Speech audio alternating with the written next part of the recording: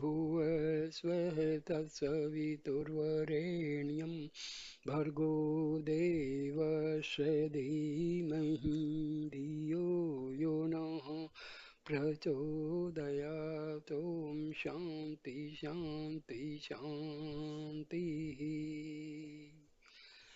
Dear friends, I am going to give you a very good video on Aham and Aham Vritti. Aham Vritti means ego.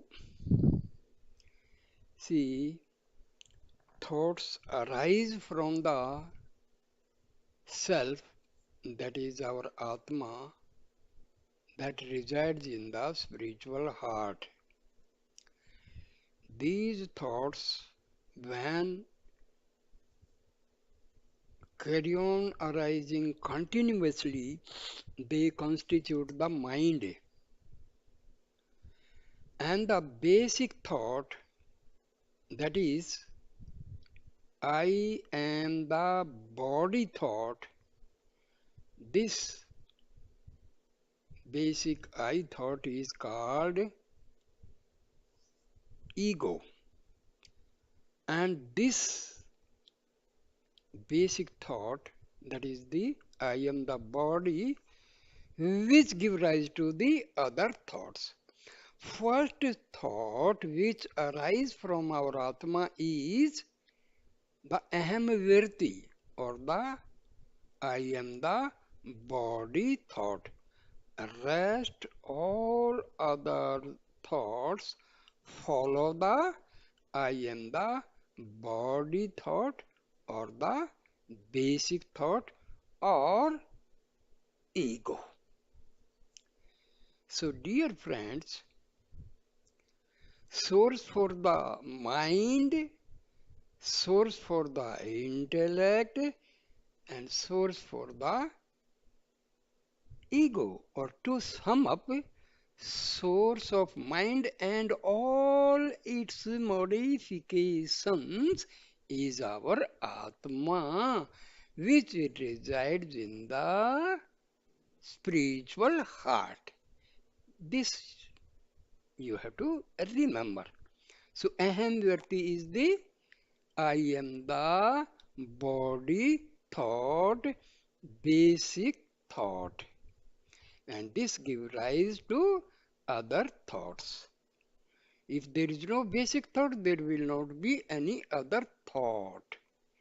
If there is no basic thought, means ego is dead, mind is dead, and you are a self-realized person.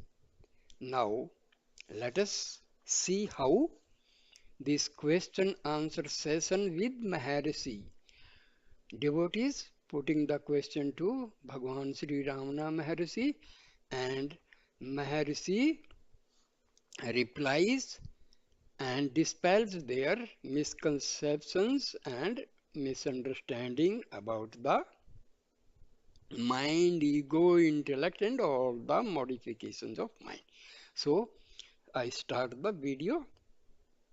Devotee puts the question: how can any inquiry initiated by the ego reveal its own unreality? Maharishi: the ego's phenomenal existence is transcended when you dive into the source wherefrom arises the Aham Vritti. Devotee: but is not the Aham Vritti only one of the three forms in which the ego manifests itself? Yoga, Vasishtha, and other ancient texts describe the ego as having a threefold form. Maharishi: it is so. The ego is described as having three bodies: the gross, the subtle, and the causal. But that is only for the purpose of analytical exposition. If the method of inquiry were to depend on the ego's form, you may take it that any inquiry would become altogether impossible, because the form the ego may assume are legion. Therefore, For purpose of jnana vichara, you have to proceed on the basis that the ego has but one form, namely that of aham verti, devotee. But it may prove inadequate for realizing jnana. Maharshi, self-inquiry by following the clue of aham verti is just like the dog tracing its master by his scent.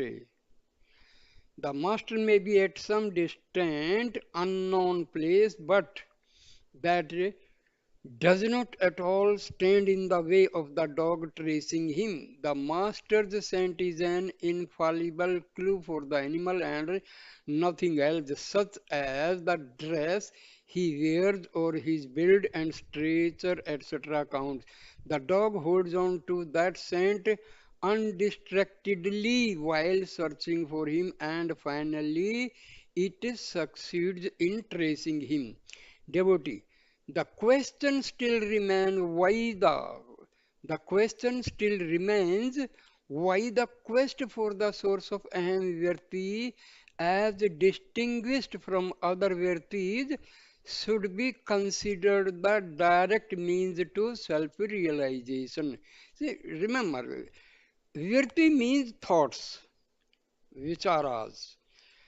Maharshi, the word aham is itself very suggestive. The two letters of the word, namely A and H, ha, are the first and the last letters of the Sanskrit alphabet. The suggestion intended to be conveyed by the word is that it comprises all. How? Because aham signifies existence itself. Although the concept of I-ness or I-amness is by usage known as aham virti, it is not really virti like the other virtis of the mind, because unlike the other virtis which have no essential interrelation, the aham virti is equally and essentially related to each and every virti of the mind. I already told you, all other thoughts, they follow the basic thought, that is I am the body. This I am the body is known as the aham virti. You have to remember. Without the aham virti, there can be no other virti. Means without the I am the body thought, there will not be any other thought. But the aham virti can subsist by itself without depending on any other virti of the mind. Aham virti is therefore fundamentally different from other virtis. Why? Because aham virti is independent, other virtis they depend upon this aham virti. So then the search for the so then the search for the source of the aham virti is not merely the search for the basis of one of the forms of the ego, but for the very source itself from which arises the I amness. In other words, the quest for and the realization of the source of the ego in the form of aham virti necessarily implies the transcendence of ego in every one of its possible forms. The devotee, considering that the aham virti essential comprises all the forms of the ego, why should that virti alone be chosen as the means for self-inquiry? Mm, Maharishi, because it is the one irreducible datum of your experience, because seeking its source is the only practicable course you can adopt to realize the self. The ego is said to have a causal body, but how can you make it the subject of your investigation? When the ego adopts that form, you are immersed in the darkness of sleep. See, who am I? Who, that is the query, am existence. And this I, in who am I is the ego. You have to remember, who am I? Who, query, am existence. I is the ego. This I is the false self. This I is the basic thought. This I is the basic thought, that is the thought which says, I am the body, I am the mind, I am so and so. So, this basic thought is ego. You have to remember. Devotee, but it is not the ego in its subtle and causal forms too, intangible, to be tackled through the inquiry into the source of Ahamvirti, conducted while the mind is awake. Mercy, no, the inquiry into the source of Aham Virti touches the very existence of the ego. Therefore, the subtlety of the ego's form is not a material consideration. Devotee, while the one aim is to realize the unconditioned pure being of the self, which is in no way dependent on the ego, how can inquiry pertaining to the ego in the form of Aham be of any use?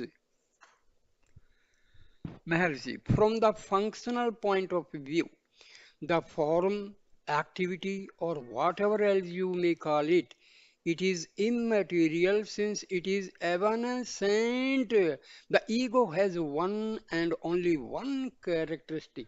The ego functions as the node between the self, which is pure consciousness, and the physical body, which is inert and insentient. The ego, therefore, called the Chit Jada Granthi. Granthi means nerve, Chitta, subconscious mind, Jada means non-living, Granthi means nerve. In your investigation into the source of Aham Virti, you take the essential Chit aspect of the ego, and for this reason, the inquiry must lead to the realization of the pure consciousness of the self. Devotee. What is the relation between the pure consciousness realized by the jnani and the I amness which is accepted as the primary datum of experience, Maharshi? The undifferentiated consciousness of pure being is the heart or herdem, which you really are, as signified by the word itself, Harit plus Ayam, heart am I. From the heart arises the I amness as the primary datum of one's experience by itself. It is Suddha Sattva in character. It is in this Suddha Sattva Savarupa, that is uncontaminated by Rajas and Tamas, that is the I appears to subsist in the Jnani. Devotee, in the Jnani, the ego subsists in the sattvic form and therefore it appears as something real. Am I right? See, when the ego is in the sattvic state, it is self, Atma itself, because the source for ego is Atma.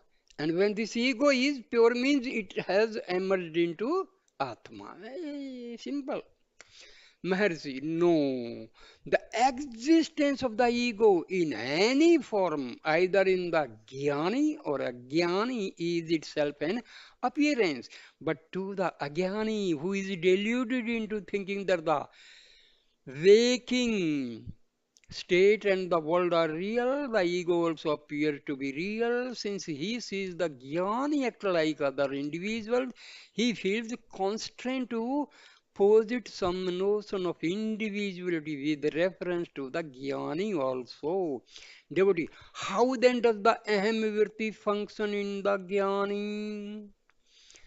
Maharshi, it does not function in him at all. The Jnani, the Laksha, aim, is the heart itself, because he is one and identical with that undifferentiated pure consciousness referred to by the Upanishads as the Prajna. Prajna is verily Brahma, the absolute, and there is no Brahma other than Prajna.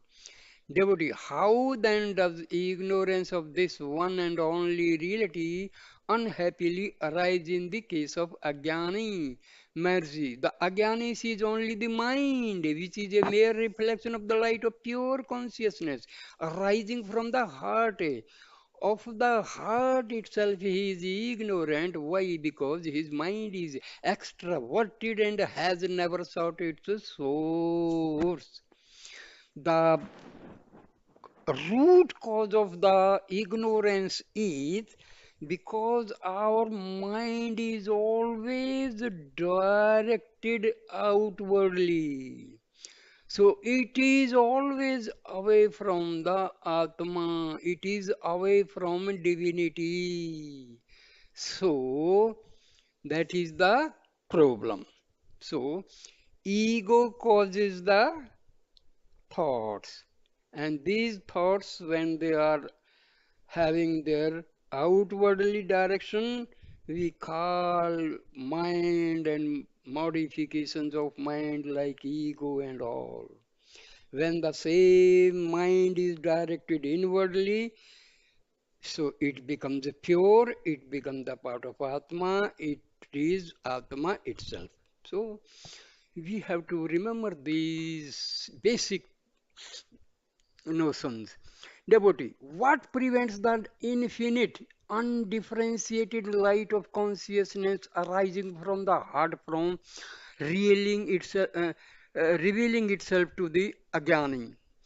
Maharshi, just as water in the pot reflects the enormous sun within the narrow limits of the pot, even so the vasanas or latent tendencies of the mind of the individual acting as the reflecting medium catch the all-pervading infinite light of consciousness arising from the heart and present in the form of a reflection, the phenomenon called the mind. Seeing only this reflection, the Ajnani is deluded into the belief that he is a finite being, the Jiva. See, you have to remember, Jiva means when our Atma is existing in this body with the help of prana. So this Atma, with the help of prana, is embedded in this body, living in this body, is known as the Jiva. So Jiva and Atma, same thing, only thing, when our Atma is confined in this body, we call it Jiva, otherwise it is Atma only. See, when Atma leaves this body, we say the human being has gone. His pranas are gone because Atma and pranas they leave the body simultaneously at the same time. So Atma and prana they coexist in the body. No prana means no Atma, no Atma means no prana. Prana and Atma together is known as Jiva. Simple. People are confused. What is Atma? What is this Jiva and all? So, when this Atma is residing in our heart and it is always coexisting with the prana, so this is known as Jiva. If the mind becomes introverted through inquiry into the source of aham virti, the vasanas become extinct, and in the absence of the reflecting medium, the phenomenon of reflection, namely the mind, also disappears, being absorbed into the light of the reality, that is the heart, that is the Atma. This is the sum and substance of all that an aspirant needs to know. What is imperatively required of him in an earnest and one-pointed inquiry into the source of Ahamvarti, devotee. But any endeavor he may make is limited to the mind in the waking state. How can such inquiry conducted in only one of the three states of the mind destroy the mind itself? Mercy inquiry into the source of Ahamvarti is no doubt initiated by the sadhaka in the waking state of the mind. It cannot be said that in him the mind has been destroyed, but the process of self-inquiry will itself reveal that the alternation or transmutation of the three states of the mind as well as the three states themselves belong to the world of phenomena which cannot affect his intense inward inquiry. Self-inquiry is really possible only through intense introversion of the mind. What is finally realized as a result of such inquiry into the source of aham virti is verily the heart as the undifferentiated light of pure consciousness into which the reflected light of the mind is completely absorbed. Devotee, for the jnani, then there is no distinction between the three states of mind. Maharshi, how can there be when the mind itself is dissolved and lost in the light of consciousness?